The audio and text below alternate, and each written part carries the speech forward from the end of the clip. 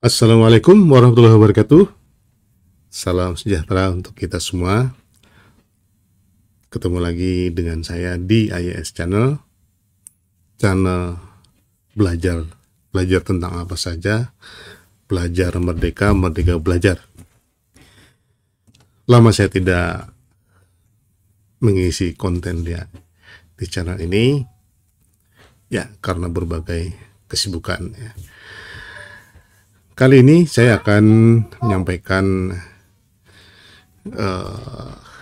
bukan promosi sebenarnya, tapi lebih ingin menyampaikan pengalaman saya belajar menonton film. Ada sebuah film yang cukup menarik, film serial ya.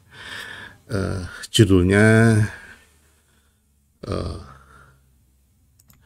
ini Designated Survivor.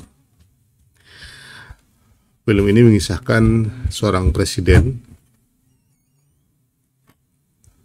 yang tidak memiliki ambisi politik, tidak memiliki latar belakang politik. Dia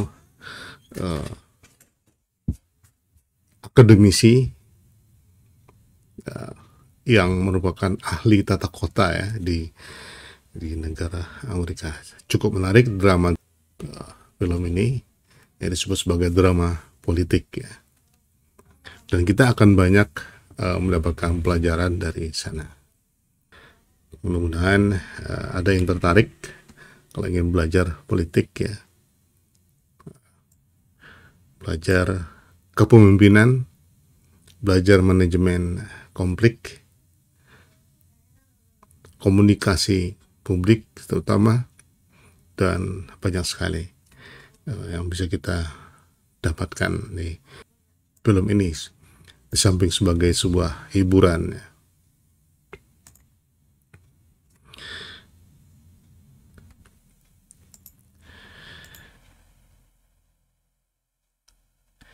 Designated Survivor merupakan serial drama politik Amerika karya David Guggenheim yang mulanya serial ini ada rilis di TV ABC ya, yang sekarang ditayangkan secara eksklusif di Netflix sejak tahun 2019.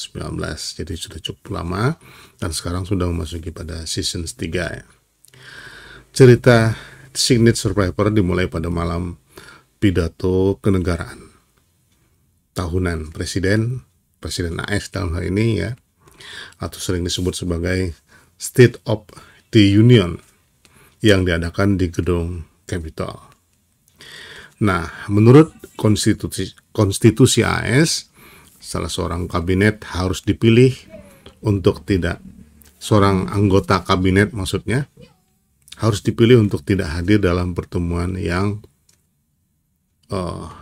dihadiri oleh Presiden, anggota kabinet, dan anggota Kongres, agar jika terjadi serangan yang menewaskan orang-orang di acara tersebut, ada penggantinya.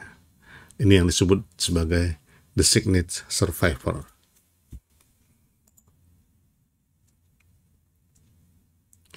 Nah, di malam State of the Union, pada saat itu, seluruh anggota kepresidenan hadir dalam acara tersebut, termasuk presiden sendiri, wakil presiden, para anggota Kongres, dan anggota kabinet lainnya.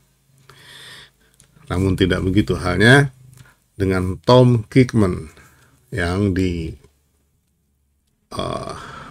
oleh Kiefer Sutherland ya, sebagai aktor utamanya. Dia adalah seorang menteri PUPR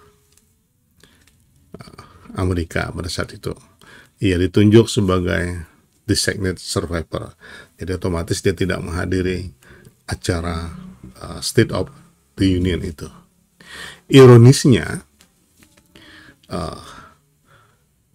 Tom Hickman ini bukanlah menteri yang berprestasi, bukanlah menteri yang mungkin performanya cukup bagus di pemerintahan AS ya. Dia hanya seorang akademisi ya, yang tidak berambisi politik sama sekali.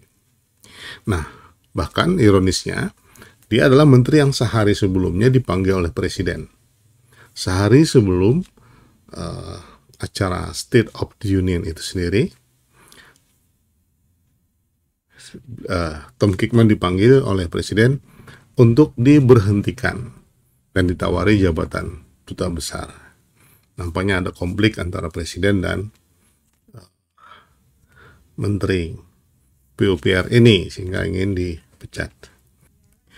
Nah, namun pada saat acara State of the Union malah dia yang ditinggal dari rapat, bisa disebut rapat umum kabinet itu ya,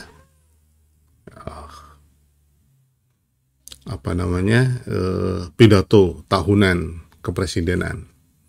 Jadi Tom Kingman ditinggal dan dipasangkan gitu sebagai designated survivor.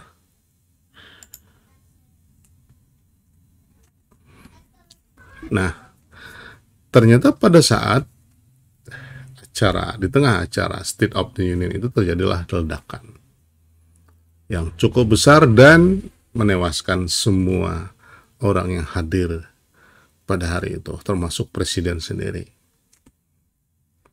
Ya, singkat cerita, ya otomatis siapa yang akan menggantikan presiden berikutnya? Dialah menteri yang disembunyikan tadi itu.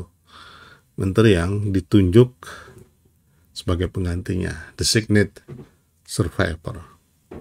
Dan otomatis pada malam itu setelah dipastikan semua orang-orang yang hadir itu meninggal, maka Tom Kingman segera disumpah menjadi presiden AS. Ya, dalam semalam itu adalah malam keajaiban bagi seorang Tom Kingman. Tiba-tiba menjadi seorang presiden yang belum pernah terbayangkan sebelumnya olehnya. Drama ini menjadi menarik karena Kingman bukanlah orang partai. Tadi sudah disebut. Dia adalah akademisi, ahli tata kota. Dan termasuk orang yang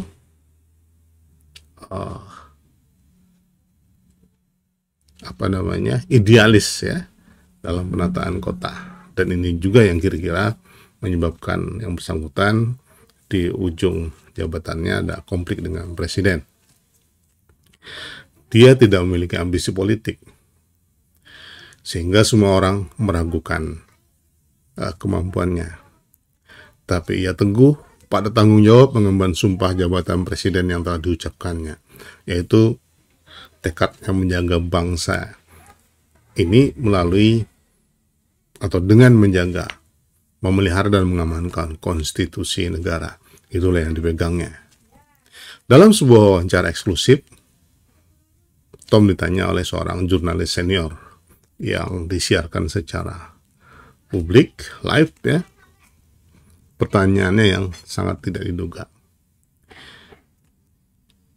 Apakah benar sehari sebelum kejadian Anda dipanggil oleh presiden untuk dipecat? Tentu saja ini mengagetkan bagi Tom, karena di luar dugaan. Karena menurutnya pada saat tentang rencana pemecatan tersebut hanya Tom Kingman sendiri dan presiden berduaan membicarakan itu, tidak ada orang lain. Tiba-tiba ada wartawan senior, seorang jurnalis senior yang bertanya. Tom Kingman sempat gelagapan karena tidak siap untuk menjawab itu. Tapi dia punya prinsip, dia harus jujur, tulus, dan terbuka. Maka dia menjawab dengan tegas, "Ya, benar, saya ditawari menjadi duta besar." Nah, praktis pada saat itu, seantero negeri, seluruh negeri, sok mendengar berita ini. Ternyata presiden yang sekarang ini adalah menteri pecatan. Jadi semakin kuat dugaan bahwa menteri ini atau presiden yang sekarang ini adalah presiden yang tidak memiliki kemampuan. Karena sebagai menteri saja kan dipecat. Oh, sekarang jadi presiden, kan begitu. berbagai konspirasi jahat yang melibatkan tidak saja terorisme, politisi dan korporasi juga terlibat di dalamnya, berusaha menjatuhkan Kekman sebagai presiden, baik secara kasar maupun secara halus. Tapi tetap dilindungi oleh konstitusi yang dia jaga sendiri. Dan semua mampu dipatahkannya, dilaluinya dengan baik. Bahkan suatu saat istrinya pun meninggal tengah jalan di perjalanan pulang dari sebuah sidang yang melibatkan istrinya karena terkait masa lalu istrinya. Kekman tetap teguh bertahan dengan gaya kepemimpinannya dengan kondisi-kondisi yang ada. Tetap jujur, terbuka, komunikatif dan melayani. Bahkan dia ditawari pada sesi berikutnya kita akan temukan yang dulunya memusuhinya partai, ada dua partai besar DAS, pada akhirnya malah merayu untuk bergabung ke dalam partainya untuk pemilihan presiden berikutnya. Tapi dia menolak. Dia tampil apa adanya, mengakui kesalahan dan meminta maaf jika salah. Film ini tentu saja imajinasi membuatnya ya. Namun semuanya terasa masuk akal, semuanya ilmiah ya. Dan tadi saya katakan dapat dijadikan pelajaran buat kita. Ya, sebagai pemimpin apa saja ya. Walaupun ini contohnya adalah presiden. Ya. Jadi film ini menggambarkan bahwa menjadi penguasa tidaklah harus penuh janji, kebohongan, dan drama pencitraan yang berlebihan. Yang bisa kita tarik dari film ini, sekali lagi, banyak sekali. Saya berimajinasi, bahkan mungkin seluruh dunia berharap memiliki pemimpin yang manusiawi, penuh damai, mengutamakan kepentingan rakyat banyak, dan berhasil sebagai pemimpin bagi bangsanya, bukan pemimpin bagi pendukungnya, bagi partainya, kelompoknya, dan bukan menjadi musuh bagi para pengkritiknya. Itu kira-kira impian kita semua ya, dan berharap melalui film ini kita bisa melihat bagaimana itu bisa diciptakan. Walaupun inilah sebuah imajinasi sebagai hiburan, tapi sekaligus bisa menjadi renungan buat kita semuanya. Oke. Sampai di situ, silahkan cari di Netflix atau di platform lainnya untuk menonton film ini. Ini bukan promosi dari saya, tapi lebih karena ini kita bisa memetik pelajaran dari film ini, ya. The Secret Survivor. Semangat belajar, learning, doing, and praying. Sampai jumpa. Assalamualaikum warahmatullahi wabarakatuh.